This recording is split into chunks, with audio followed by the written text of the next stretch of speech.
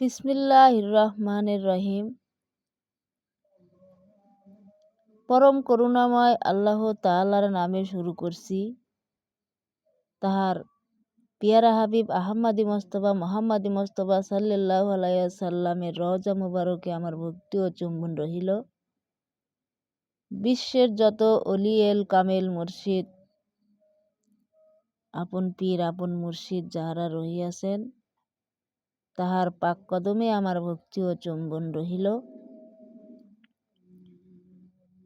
সর্বসাধারণ বিশ্ববাসী যাহারা, সকলের প্রতি আমার সালাম রহিল।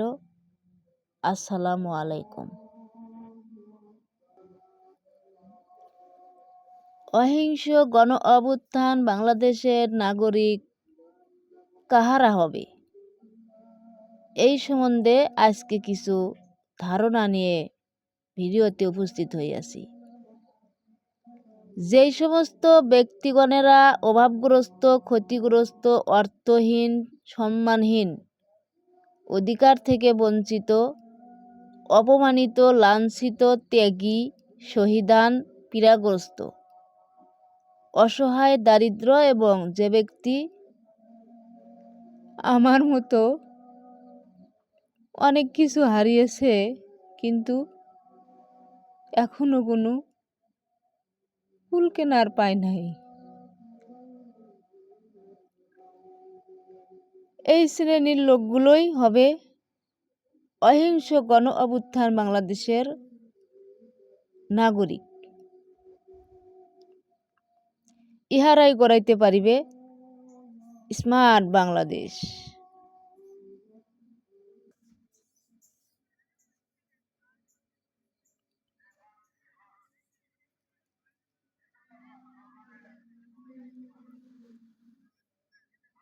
তো আমার মনে হয় কুরআনের মগজটি তুলে ধরার পরই এই সমস্ত শ্রেণীভাগ প্রকাশ পাইবে।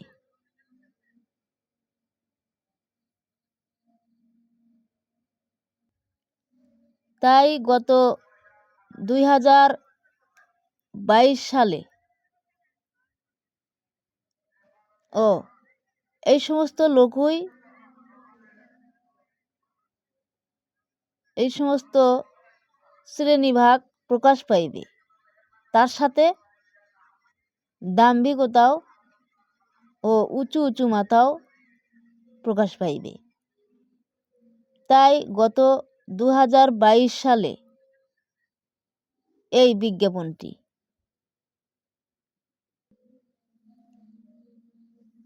বিজ্ঞাপনে লেখা ছিল,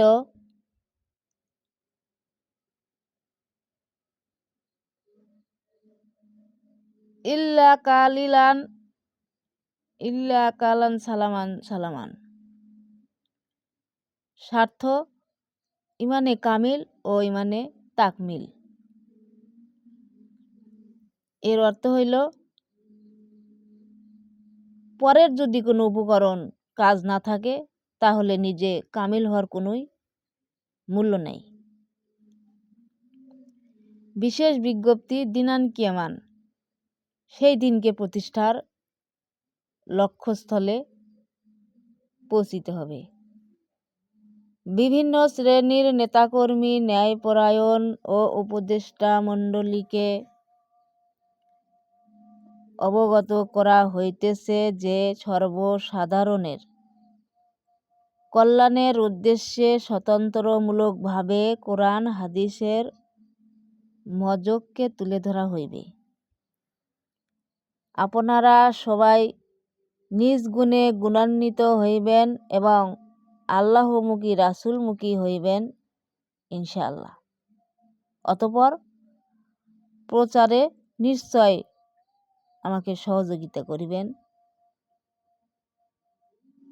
ইহাই বিজ্ঞাপনটি প্রকাশ করার রহস্য।